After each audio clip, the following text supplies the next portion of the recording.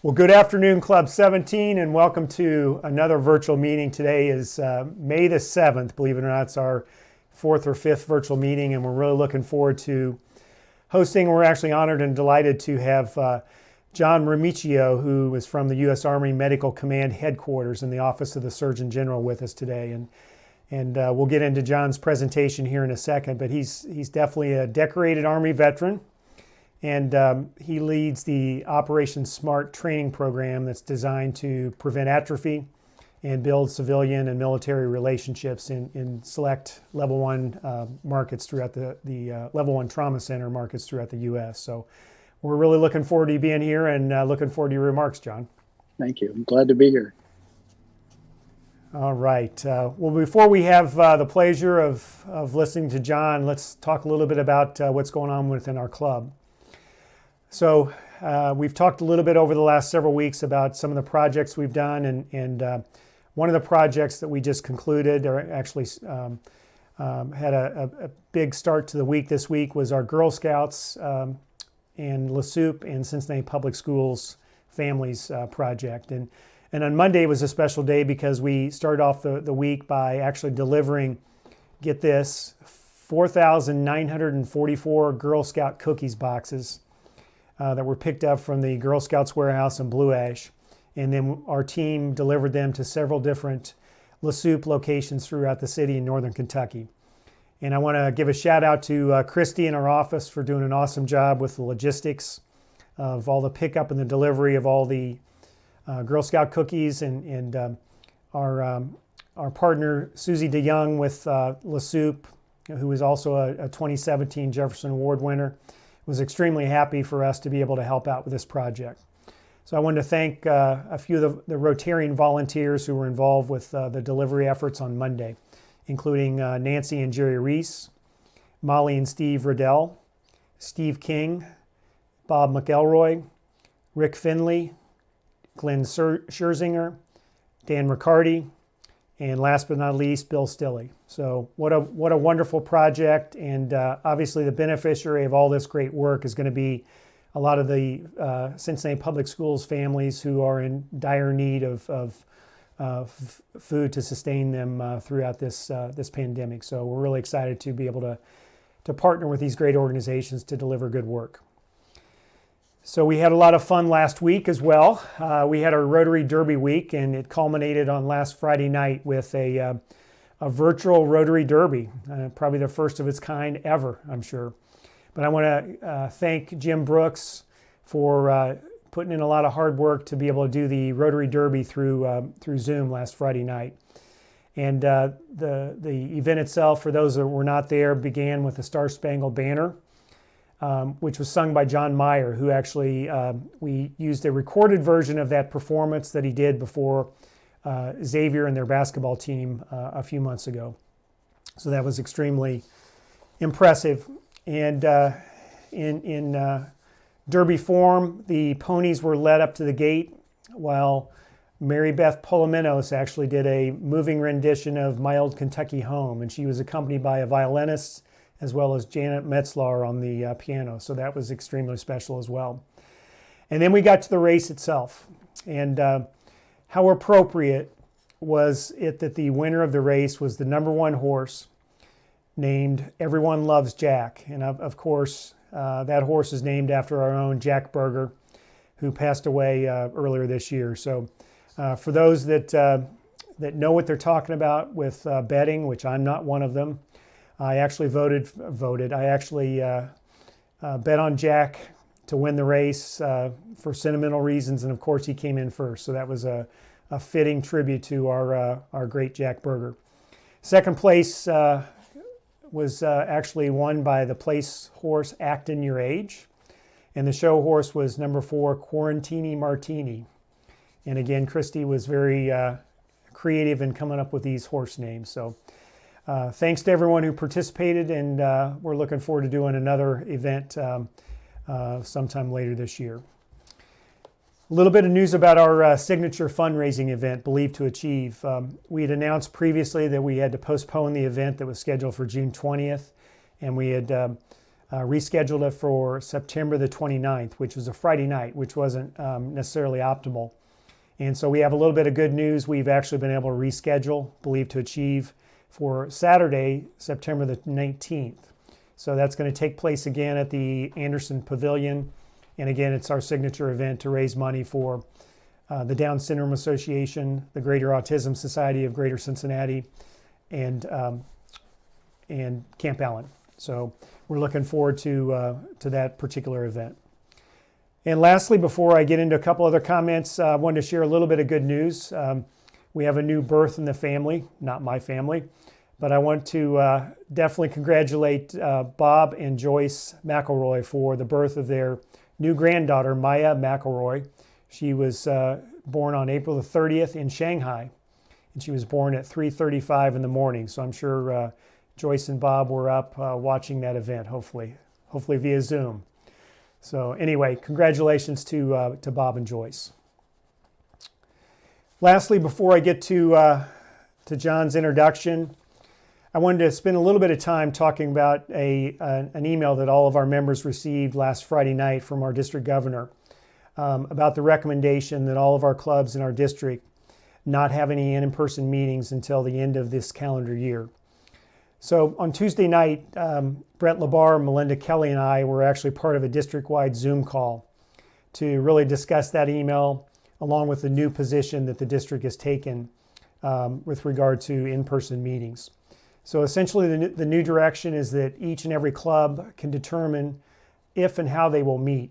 And the Rotary International Board has established guidelines for all clubs and all activities that I want to read to you because I think it's really important for you to understand how Rotary International is looking at in-person meetings.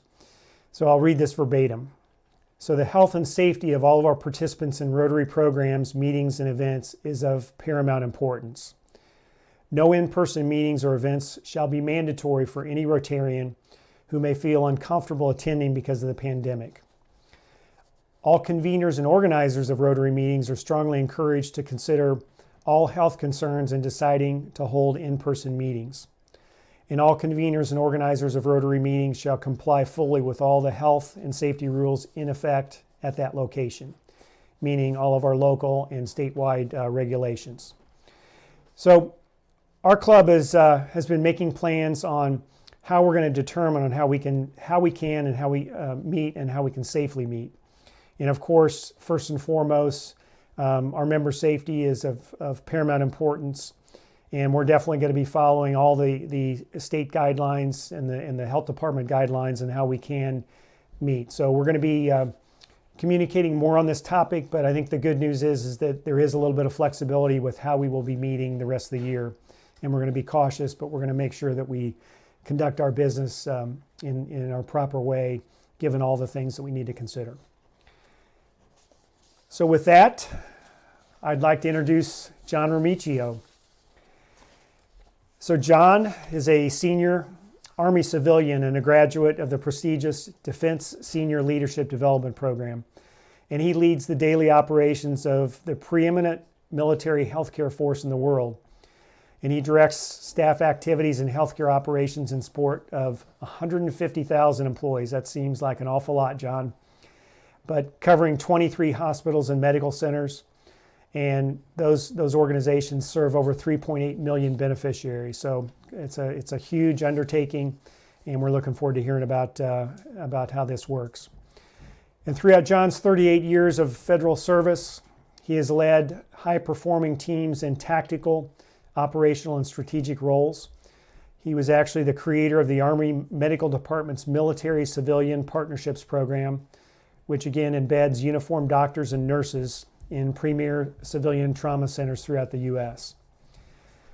And John is a senior Army aviator, and he's actually amassed over 4,000 flight hours in a variety of helicopters. And his deployments include several different operations, including Joint Endeavor, Joint Guard, Operation Able Sentry, and he served in a variety of key leadership roles and advisory roles within other Army divisions, including the 82nd Airborne and also the 1st Armored Division. So he's certainly a decorated Army veteran with numerous awards and medals. And we don't have enough time, John, today to state all your awards and medals, but suffice to say, it's an extremely long list. And on a personal level, John holds a master's degree in National Security and Strategic Studies from the U.S. Naval War College, with a graduate certification in ethics and emerging military technologies. He also has a Bachelor of Science degree in professional aeronautics from Embry-Riddle Aeronautical University. So with that, John, I'd like our Rotarians to please give you a warm Rotary welcome. Thanks, Dave. I can hear the virtual clapping going in the background. I'm humbled to be here. Thank you very much to you and the team at the Rotary for inviting me. I understand there's a few other members there that I have an association with, so I'd like to say hello and to thank you to my good friend in your state, civilian aide for the Secretary of the Army, Steve Lee. Steve is one of the champions that helped bring our partnerships program to the great city of Cincinnati.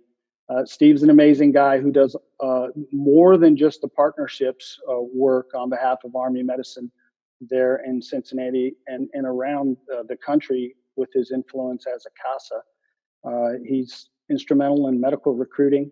And to that, we're very grateful as we have several shortages in critical wartime specialties that we need to be responsive to our wounded warriors. Steve befriends and champions many wounded warriors, to include visits when he comes to National Capital Region at Walter Reed, honoring the greatest generations in the honor flights and recent trips. As I'm quite jealous that he got to go over to France and make some very key visits that all of us hope to make one day. Steve, my thanks to helping coordinate this opportunity. Also wanted to thank the Health Collaborative. I can't wait to talk a little bit about how unique the healthcare system is in Cincinnati and how valuable that partnership is to us. But if it weren't for the Health Collaborative, we wouldn't have the synergy and the collaboration that we do with all the various host hospitals that train our tri-service medics, not just Army. I would like to name the Christ Hospital and their great partnership, Mercy Health, Tri-Health, UC Health, of which one of my good friends, Jay Johanigman, has worked, a great member of your club as well, and a great trauma surgeon for the U.S. Army. And then, of course, our newest member to our partnerships there in Cincinnati, across the river, St. Elizabeth's Hospital. And we recently just completed our first training with St. E's. And so my heartfelt thanks for hosting our soldiers and providing such a great training environment for them. My stomach wants to thank the great cuisine of Cincinnati. I won't list the restaurants that Steve has taken me to and the great experiences I've had there, but I'm suffering a bit in the Beltline thanks to those visits. I come about quarterly. Sometimes I'll miss a training event, but for the most part, I've been to Cincinnati 5 or 6 times here in the past year. I'd also like to thank your local representative and my friend Colonel Brad Winstrup. Brad, as you know, is a talented Army doctor and a champion for all things Army medicine as well, strategically, and then there locally. It was really the influence of Brad and Steve and Jay that really helped get the momentum and the partnership established there in Cincinnati for Operation Cincinnati Smart to be so successful. So I just wanted to give a shout out to those guys and thank them. Thanks to you, of course, Dave, for having me, and Linda for helping coordinate this. And then to Ed, who's been working behind the scenes, which a lot of people may not see. I truly do appreciate all the logistics and setup for having this event today. What my format was going to be is tell you a little bit about Army medicine. I have 2 kind of themes. I want to talk about the success that we've had partnering, and then a broader picture of what that does for national defense and readiness. And then I'd close out with just a bit of an overview of how the Army is responding to the COVID crisis, and brag a little bit about the great response that we've had. So I'll start off with a mission statement, which I think is a good opening to any presentation. The Army Medicine mission, our purpose is to provide a ready and sustained health services support and force health protection in support of the total force. And we do that through enabling readiness and conserving the fighting strength and taking care of our people and their families. And so thematic to the new Chief of Staff of the Army was our people first strategy. And so you'll hear kind of thematically how we do all things based upon some of the most talented people, patriots, and those willing to sacrifice it all, and the great sacrifices their families make as well in support of their careers in Army medicine. So I wanted to give a shout out to our mission statement, which is really dependent upon those talented people. And then our Surgeon General, Lieutenant General Scott Dingle, has set forth a 5-element program that we approach meeting the needs of the Army and the nation. We do it by being ready. We do it by being reformed. And I'll talk a little bit about how those reforms have played out through our partnerships program. Reorganized, how we've become more efficient as a military health system writ large. Responsive, which I'll brag, as I promised at the end, on how we've responded here to the COVID pandemic. And relevant. No better time than to brag about the relevance of an organization than during a pandemic. This is truly our war to fight and win. So we have the Defeat COVID campaign ongoing as we speak. So as promised, I'll tell you a little bit about our partnership with Cincinnati. The whole Operation SMART program started as a result of NDAA 2017. That's the National Defense Authorization Act. And in that act, Congress finally mandated to the services that you will get out and make partnerships with civilian trauma centers and take advantage of the vast, complex, acute caseload that is afforded there. Now, it's not a new concept. Military surgeons have been fighting for this authorization for many years. So this was reached, kind of came to a conclusion in the benefit of both the civil health care industry and the services, who are all taking advantage of partnerships. How we got after that is a little more intricate. It was obviously dependent upon relationships. And so fundamental to the success of the partnerships program is going out, creating relationships with these premier healthcare organizations, and then asking them if we can come in and trade with them. And in return, I'll tell you a little bit about what we bring to them. Our Deputy Surgeon General commissioned a task force. We went out and did some research. We visited 30 plus premier level 1 healthcare trauma centers around the country, and we scored them based upon case acuity, complexity, number of beds, whether they had an inherent emergency medical system. And so ratio to blunt to trauma, blunt to penetrating trauma, which is also important because those types of injuries represent what our trauma surgeons see on the battlefield. So we used that criteria and we got out and made, if you will, an assessment of our best partnership opportunities. In the success of that task force, we decided to create a deliberate line of effort to which I was selected to lead and help build with some talented colleagues, trauma surgeons and nurses and healthcare operators. And we created the AMED Medical Skills Sustainment Program Office, to which I led the first year of that new office. And in that, we had a line of effort called SMART, Strategic Medical Asset Readiness Training. I mentioned a couple of your local champions, and Cincinnati happens to be our center of gravity for Operation SMART activities. And the center of gravity is a military term, but it truly is the balance point. It's the center of which the energy comes from, the innovation comes from. It's the place where we test and explore the training, realm of what is possible that we can leverage through our talented partners and their staff. So that's why we call Cincinnati the center of gravity for Operation SMART. We had our first training event in February of 2018 in Cincinnati. We did some exploring on a small group of tri-service medics. We had Air Force, Coast Guard, and Army medics that came into Cincinnati. and really just kind of started slow to see what the art of the possible was in Cincinnati. And subsequently, from that first kind of exploratory event, we realized that the smart line of effort was viable, that the partners were willing, and that there was true readiness to be gained from these types of partnerships. What we didn't expect was what that transformative kind of reaction was in those hospitals. So the soldiers and airmen were received warmly. We found feedback from the patients that they enjoyed seeing the uniformed personnel in their training side by side their civilian counterparts, and then the culture of the hospital was very important. They always braced the medics. They really rolled out the red carpet and accommodated the training needs. And so we felt like those were kind of transformative opportunities for us to leverage and then scale these types of partnerships.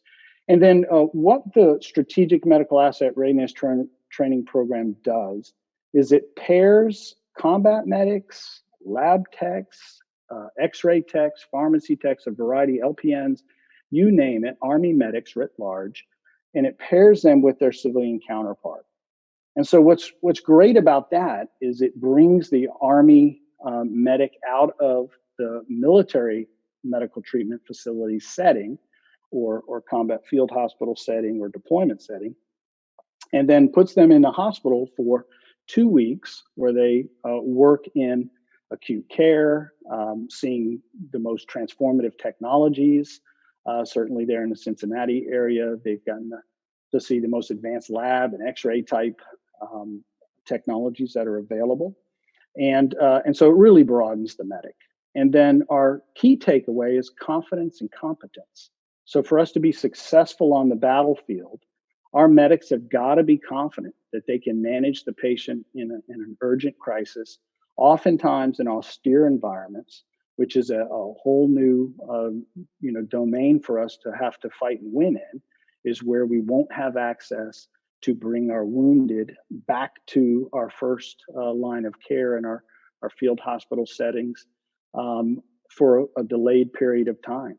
So we're focused on getting after that prolonged field care. And what we gain in access to cases, complex cases, there in the Cincinnati area, we don't often see with the healthy population that we have in the military setting. Generally speaking, younger, healthier cohort. So we see some complex cases and acute cases there. The rotations, as I said, are 2 weeks long. And then the relationship that comes out of that is also a very unique thing that the trainers, the civilians that host us in these training settings, generally grow an attachment to the medic. They've invested 2 weeks of their time for 8 hours a day. They've done shift work. Some of the medics have flown on the life flight system and had access to truly scary events in the hospital, to include, in one case, our medic getting to do CPR on a staff member who had a cardiac arrest. In other cases, our medics got to do CPR for the first time in their careers. Truly a transformative type event if you're a young medic thinking and hoping to serve a long career in the military. So I mentioned that we have tri-service participation. So I wanted to give a shout out to your local Wright Pat Air Force Wing, who's participated in each one of the events in some form or fashion. A couple of airmen are there each time. And then we're scoping and scaling the program as rapidly as we can to fit the needs of what the readiness requirements are for the force. We have training going on right now in Camden, New Jersey. We train in Hackensack, New Jersey, right up close to New York City. Our center of gravity there in Cincinnati with 5 partner hospitals. And then we're expanding the program to South Texas, Laredo, Texas. And then one of our newest partnerships is in San Juan, Puerto Rico. And you might imagine how helpful that is in the wake of Hurricane Maria, and the kind of recovery efforts that are going on there. The healthcare system has been depleted, and these medics come in and kind of will offer another opportunity to help get after some of that caseload. A second line of effort that I wanted to share with you is what we've kind of opened with the mentioning of our trauma training. Trauma training is what the law really mandated that we prioritize. And I'll tell you, shout out to Steve and other folks that are encouraging young men and women to join Army medicine. Frankly speaking, we need doctors and nurses. And some of those, what we call critical wartime specialties, those trauma surgeons, those cardiothoracic surgeons, those emergency room type doctors and nurses, are hard to keep and difficult to recruit. And so, in the great business that we're in, it requires great sacrifice. And so we need all the help we can get. Again, a shout out to those that are helping. One of the ways that we get after that is through the AMCT3 program. That's the AMEN Military to Civilian Trauma Team Training Program. So this is the second line of effort that we started in the program office. And what we take, this has never happened before, we take a portion of a trauma team and we embed them in a large center, level 1 trauma center. And so we have a team embedded presently in Camden, New Jersey. We have a team embedded in Milwaukee, Wisconsin, and we have a team embedded in Portland, Oregon. We're exploring partnerships right now in Chicago, Illinois, in Nashville, Tennessee, in Atlanta, Georgia, and then in Seattle. And the goal of this program is to embed these trauma teams and have them at the highest level of readiness that we can keep them at, so that day to day they're seeing trauma, they're in the operating room, they're in the trauma bay, their confidence and competence is at the highest level it can be at, and they're ready to deploy. And so what we have is a ability to pull them out of those trauma centers and deploy them based upon our national campaign objectives and responsiveness of Army medicine anywhere in the world. So a bit of preview of how that's paid some dividends now during the COVID campaign. The partners had Army military professionals already embedded, and those long list of deployments that they come with, many of them are very senior and they bring a lot of experience. And one of the things that the partners benefit from having in being embedded is that they learn the tactics, the techniques, and procedures that the Army medical professionals have kind of honed in the battlefield environment, and then they bring those skills to the civilian organization. So it's a mutually beneficial arrangement. And then, of course, in return, here's our Army trauma teams, the best and brightest of Army medicine that must deploy in a moment's notice, are at the tip of the spear in the trauma bay, in the operating room, and they're getting what we call the sets and reps, right? They're getting the skills exercised over and over and over to make them highly proficient. So a great line of effort that is truly starting to transform the way that the civilian healthcare system and the military healthcare system are coming together. And I'll close on that line of effort by saying that was the intent of the NDAA. That was the intent of Congress, to stimulate, to incentivize these types of partnerships and create an environment, if you will, through law and incentives that brings both parties to the table and mutually beneficial to both sides. So that's the AMSSP, the Skills Sustainment Line of Effort. I'd like to close with just a few comments about how Army medicine has been responding to the COVID crisis. I'm hopeful that you have seen some of the great press of our field hospitals deploying to New York City and Seattle, most notably there in the Javits Center, where that team has seen almost 1,100 patients, COVID patients there. The intent of those forward deployments into those large metropolitan areas was to ease some of the pressure on those hospital systems in New York, for example. And our team there in the 44th Med Brigade in the Javits Center did a phenomenal job. They're starting to wrap up operations. We have hundreds of nurses and doctors and physicians deployed around the country.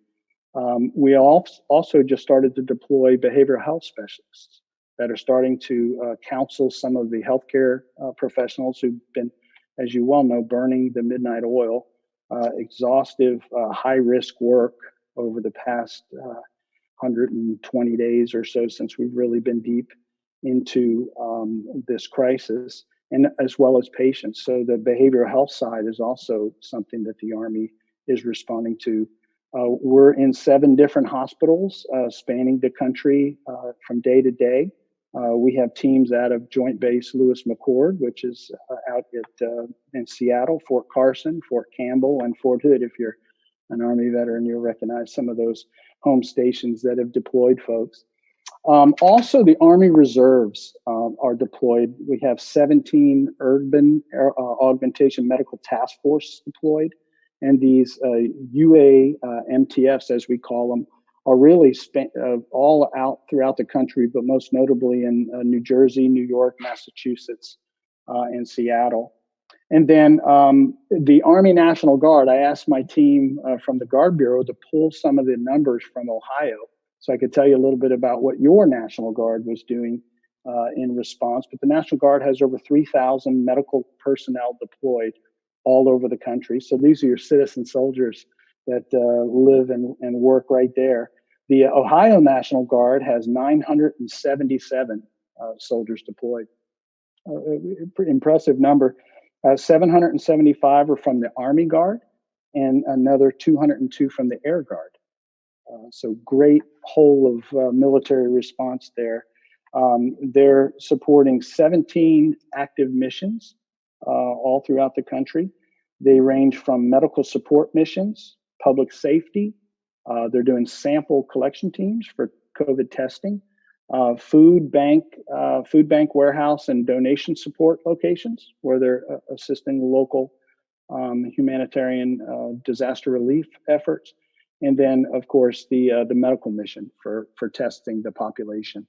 And they're doing that in correctional institutions and jails all throughout the state. So a great response by the Ohio National Guard in response to the COVID pandemic. And then hoping to stay on time, Dave, so I'll wrap up. I wanted to give a shout out to our Army nurses. Today marks the next week of Army Nurses Recognition Week. So this is a national holiday for us. And I wanted to recognize by giving you just a bit of history about the Army Nurse Corps. For over 100 years, it's been part of Army medicine, but their service extends all the way back to 1775, the birth of a nation, the birth of an army. Our nurses have been there from day one. They've seen action in the Spanish-American War, and then every campaign since then.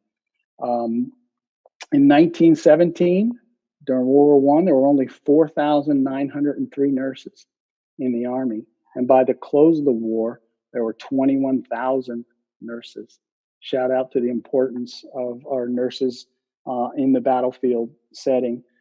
There were 57,000 nurses serving on active duty during World War II in hospital ships and trains and field hospitals, air ambulance companies as late as Korea, and Vietnam era, where the birth of the helicopter really came in to make a difference in the battlefield that I'm proud to report as a medevac pilot I had some role in. At least part of that legacy of, and our nurses were there. They fly in the back, they do en route care and the responsiveness. Today we have 11,000 plus nurses serving Army medicine, spanning the world. They have resulted in the highest battlefield survival rate in history.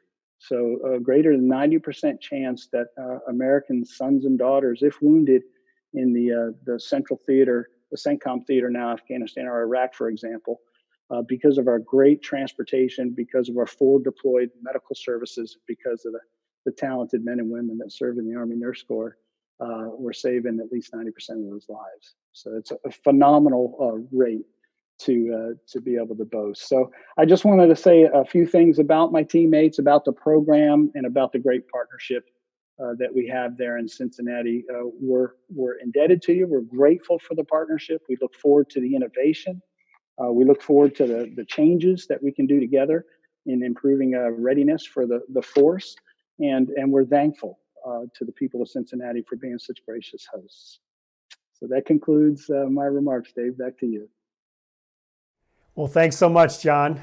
And it's obvious that from your remarks that you have an amazing team, and the work that you're providing to civilians and folks in the Cincinnati area and around the country is so important, and there's so much benefit to your team, from all the training that they're receiving as well. So we were privileged to have a few questions that were supplied to us that I'm going to ask you. Okay.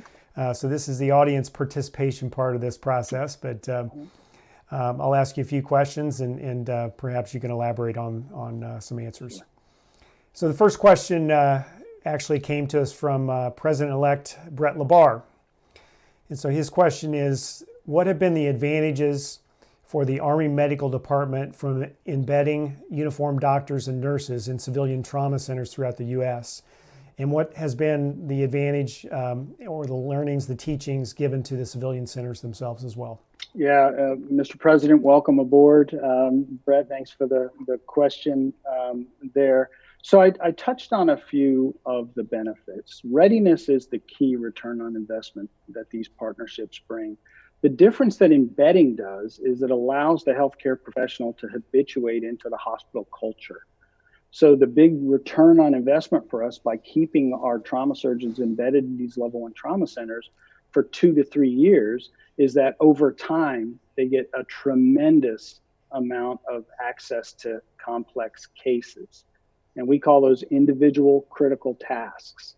And that surgeon or that nurse that's embedded in that level 1 trauma center is generally speaking meeting their annual requirements for those tasks in about 1/3 of the time. So huge return on investment for the military medical professional. And by the way, you there in Cincinnati host a C-STARS program at the UC Health, which embeds Air Force medical teams. And so it's well known that when we partner up with premier healthcare systems, that it makes military medicine better. And to the second part of your question, I mentioned a bit of the culture change that comes from having these embedded teams in the hospital.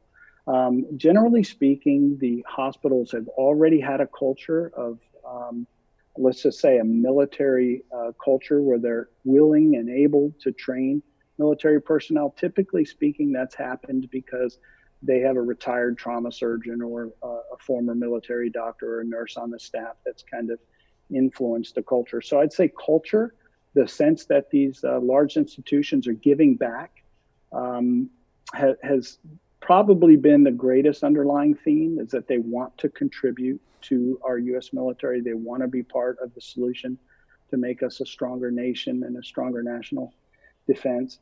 And then thanks to the NDAA, there are some incentives. And so they can apply for incentives through Congress to be recognized for their contributions in helping train the military health system. Outstanding.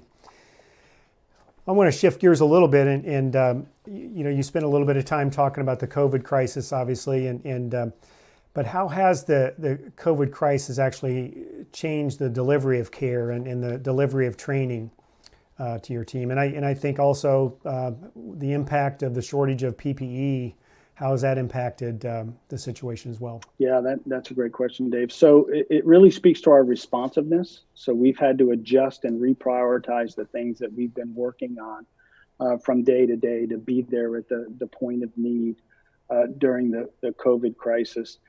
Never before did I think I'd know so much about lab testing capability as I'm starting to learn now. And as you've mentioned, the careful management of the PPE that is very much needed to protect the healthcare providers. We've reprioritized. It speaks to the Surgeon General's responsiveness line of effort. So that was the key thing. We stopped doing the things that weren't as important. So we've delayed some training in some fashion, meaning the habitual type leadership development and types of training that are institutionalized have been slowed back a little bit as we've deployed, as we've filled our hospitals up, and as we've kind of shifted the priority. And as we resume our normal operations and we lift kind of the travel restrictions that are really spanning the country, affecting both the military and civilian institutions, then we'll start to resume some of those lower priority types of training. But other than that, the Army and the DoD has stood ready. And I'll tell you, what a great time, as I mentioned in my opening comments, to be serving our nation. We've been very relevant, very responsive during this time. We're stronger than ever. And I think we've signaled clearly to any of our adversaries that whether we're fighting a pandemic or we've got our hands full in a multi-theater campaign, that the U.S. military stands ready. So I'm pretty proud to report that. Absolutely. I'm going to shift gears a little bit as well. One of our esteemed members is a former pilot, so he has a little bit of commonality with you. But Jerry Reese actually asked the question, two questions. One is, what inspired you to become a pilot, and what's your favorite aspect of flying? Wow. Thanks, Jerry. I'm really honored to have this question. It's personal, and it definitely speaks to a lifelong passion. It really was multifactorial for me, Jerry. It was a combination of a strong draw towards aviation. So just an interest, right, as a young man, in this case in my early 20s, as I'm seeking out ways to grow in my career. And I had just transitioned. I was a Navy corpsman. I started my career in the Navy as a medic, and I was an aviation medic. I was an aerospace physiologist and aerospace physiology tech and aviation medicine tech. And in this aviation world, I was starting to become influenced. So day to day, working with high-performing naval aviators, I started to research opportunities into being an aviator. I started to look at different programs that each of the services had, and I fell particularly in love with helicopters as I was flying on a monthly basis with various squadrons. And so I sought out a helicopter training program. It happened to be in the Army. So this was a great line of demarcation for me because I was an enlisted soldier, and this offered me an opportunity to get a commission as an Army warrant officer. So I went off to Army helicopter flight training at Fort Rucker, Alabama, 7 years into my career. And then I spent the rest of that career, that 13-year career, as an Army helicopter pilot on active duty. I retired at the ripe old age of 38 years old after that 20-year career. I was having the time of my life, but we had a young son and a sick mom, and family matters. I made a choice, a tough choice actually, to go ahead and retire at that young age. And fortunately, as I continue to tell my aviation story, I was able to continue to fly. I got hired as the Army, back in the Army as a flight instructor, and at Fort Rucker, Alabama, as a Department of the Army civilian, and continued my flying career for another 13 years as an aeromedical research pilot and a standardization instructor pilot, instrument flight examiner, and safety officer. So I had just a great opportunity to train and innovate and shape the future of Army aviation for another 13 years. So really great opportunity. Jerry, to your second point, I love the view from above. I mean, come on, and hovering isn't bad either, right? You're pulling up to a hover over a beautiful landmark, taking that bird's eye view of the landscape on a beautiful day is certainly something every pilot loves, right?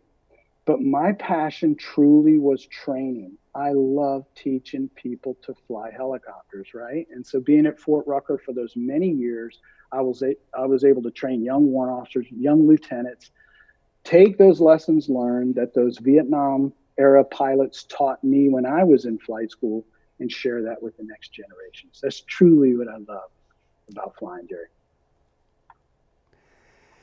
Well, I'm pretty sure with that answer that Jerry's beaming. He has a big smile, so thanks so much for that. And his partner, Nancy Reese, who is one of our board members, has a couple questions that I'd like to ask as well. Obviously, you've had a long history of being around a lot of top leaders with your military career and whatnot, but what do you look for? What do you admire in a leader? Thanks, Nancy. So I really had to think about this a bit because I'm asked often what inspires me, because as a leader now, I like to be driven by core values. So I spent a little time thinking about this. Selfless service, humility, and integrity are characteristics what I look for when I try to emulate myself as a leader. And as a civilian leader in the Department of Defense, I play a unique role. I play the role as a leader. I also play the stability role because our active duty forces are deploying and they're moving and shifting, whereas Army civilians and DoD civilians writ large remain in place. And then we're that continuity during war and peace. And so certainly the value of being a selfless servant is something that I try to emulate to my team. I like to let them know that I'm here to help them and remove barriers and communicate vision and give purpose and direction and clarity. That inspires me. And then the thing that I think they appreciate most is transparency and integrity. And that comes from being an honest person to being responsive. I think back to my favorite leader of all time, which happens to be Abraham Lincoln, believe it or not. And no other person that I've ever studied in leadership training, in my leadership training program and in a war college, ever had to lead under such turbulent times as did Abraham Lincoln. A nation divided, certainly a very difficult time in American history. And he did so with grace and affability and humor. He walked about face-to-face touch points with the troops and his various cabinet members and members of in the political environment. So he was a hands-on, affable communicator that really made the difference by being transparent and present to those that he led. I strive for that. Well, I think you're doing pretty well. The last question before we close is, you've been recognized with so many awards. So what are some of your qualities and talents that you think that you possess that led you to receiving some of those honors? Oh, goodness. I would say for a good portion of my career, I was recognized for my technical competence. So as a helicopter pilot, you're a technical expert, right? You're leading, you're training, you're fighting in that aviation platform, which is highly technical.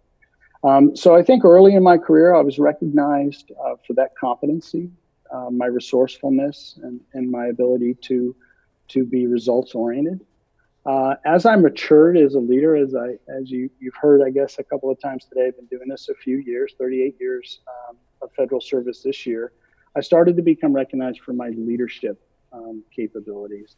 It's one of the reasons that I sought out a war college education, and I sought out this leadership position here with Army Medicine as I've continued to grow as a civil servant. I have a passion for building coalitions. I love bringing people together. Worked out pretty good with our partners there in Cincinnati, and as it is starting to prove useful. I like gaining consensus and building momentum. I like problem solving. I think over time, as I've had results in various programs that I've led or initiatives that I've been recognized for the ability to get through some tough and difficult situations. So I guess those are some of the big things that I've been honored and to be recognized by over my career. But they're certainly not the most important things. The awards are certainly special, and the recognition is. I'm honored to receive it, but I truly got to tell you that the greatest feeling is knowing that you're serving within your passion, knowing you're doing something you love and that has impact. And so I will tell you the greatest thing about my career is being able to impact Army Medicine, have a return on investment for readiness, and ultimately saving lives and conserving the fighting strength. So no awards necessary for that. It's a great sense of fulfillment. Well, you may or may not know that the Rotary motto is service above self. And, I think that everything that you just described is clearly in harmony with what our motto is and what we try to live to and within our Rotary Club. So I couldn't be more happy to have you here today. One of my favorite phrases that I heard you use was that Cincinnati is the center of gravity.